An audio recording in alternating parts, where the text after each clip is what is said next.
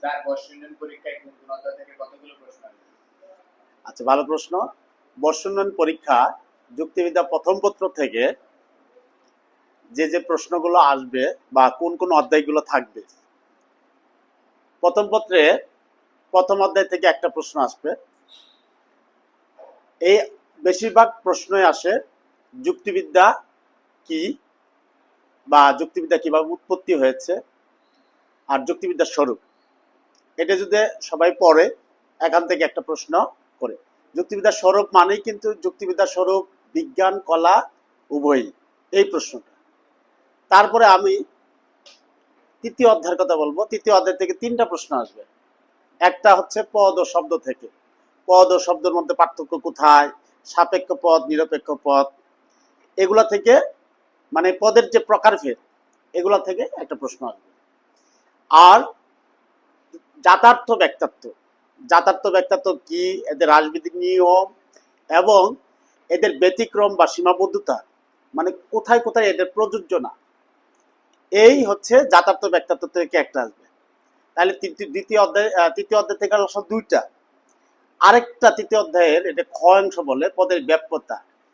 পদের ব্যাপ্যতা বলতে ব্যাপ্যতা কি, কখন একটা পদ ব্যাপ্য হয় কখন অব্যাপ্য হয়, ব্যাপ্যতার নিয়ম, এগুলো ক খর মধ্যে থাকে সাধারণত।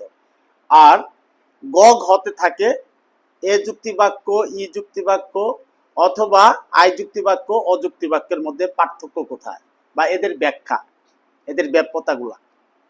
তাহলে আমরা তৃতীয় অধ্যায় থেকে তিনটা প্রশ্ন পাচ্ছি।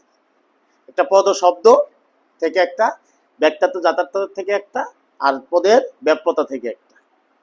আমরা চতুর্থ অধ্যায় আপাতত এটা প্রশ্ন করতেছি না, তোমাদের বেশি অধ্যায়গুলো হয়ে যা। পঞ্চম অধ্যায় থেকে তেমন একটা প্রশ্ন আমরা দিচ্ছি না, ক খ আসতে পারে।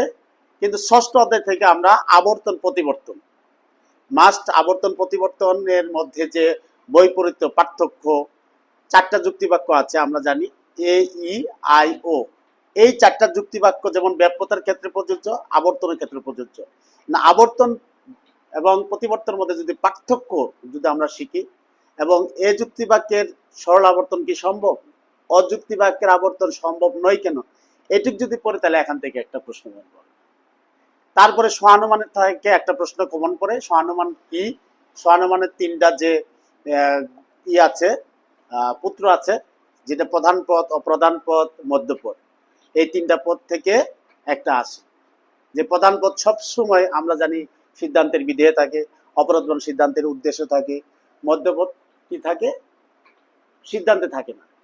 এই সমন্বয় করে মধ্যপদের কাজ হলো প্রধান অপ্রধান পদের মধ্যে সমন্বয় করা।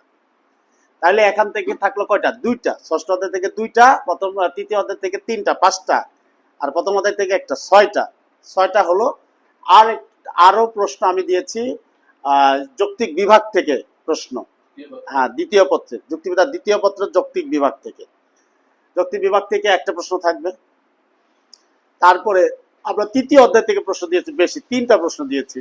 একটা হলো তোমার আরোর প্রকারভেদ, ওখানে অনেক বড় সিলেবাস, এটা ওখানে তিনটা প্রশ্ন। একটা হলো বৈজ্ঞানিক অবৈজ্ঞানিক আরোর মধ্যে পার্থক্য কোথায়, বা বৈজ্ঞানিক অবৈজ্ঞানিক আরোর বৈশিষ্ট্য সংজ্ঞা পার্থক্য, এগুলা তোমরা যদি শিখো তাহলে এখান থেকে একটা কমন পড়বে। আরেকটা হচ্ছে সাদৃশ্য অনুমান কি, সাদৃশ্য অনুমানের গুরুত্ব, আর সাধু অসাধুর মধ্যে পার্থক্য, এটা যদি পড়ে তাহলে এখান থেকে একটা প্রশ্ন।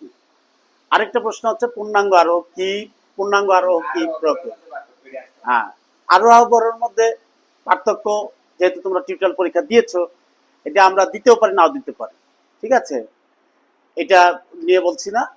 তাহলে এখান থেকে কটা হলো, তিনটা। হ্যাঁ, তাহলে তৃতীয় অধ্যায়, দ্বিতীয় পদের তৃতীয় অধ্যায় থেকে তিনটা। তারপরে হচ্ছে যৌক্তিক বিভাগ, মানে দ্বিতীয় পদের দ্বিতীয় অধ্যায় একটা করা, চারটা। আর ওই জায়গা হচ্ছে সাতটা, ঠিক আছে, সাতটা, এই 11টা প্রশ্ন থাকবে। এখন আমি সাজেস্ট করব তোমরা পাস করার জন্য অন্তত, মনে করো যে প্রথম অধ্যায় যদি পড়ো ভালো করে, তৃতীয় অধ্যায় যদি পড়ো, আর দ্বিতীয় পত্রে যদি তৃতীয় অধ্যায় পড়ো, তাহলে তোমরা কিন্তু 5টা 6টা প্রশ্ন কমন পড়ো। 3টা অধ্যায় যদি করে ভালো করে, প্রথম অধ্যায়, প্রথম পত্রে প্রথম অধ্যায়, তৃতীয় অধ্যায়, আর দ্বিতীয় পত্রের ভালো করে তৃতীয় অধ্যায় যদি পড়ো, মানে পুরো যেটা পড়বা পুরোপুরি পড়তে হবে, একটু বাদ দিয়ে রাখবা, দেখবো যে কমন পড়তেছে না, ঠিক আছে? তাহলে তোমাদের পরিপূর্ণভাবে তোমাদের মনে করো যে 7টা প্রশ্ন তুমি অ্যান্সার করতে পারবা। ঠিক আছে? আমাদের টার্গেট হচ্ছে প্রথম হলো পাস, দ্বিতীয় হচ্ছে এ প্লাস। ঠিক আছে? ধন্যবাদ।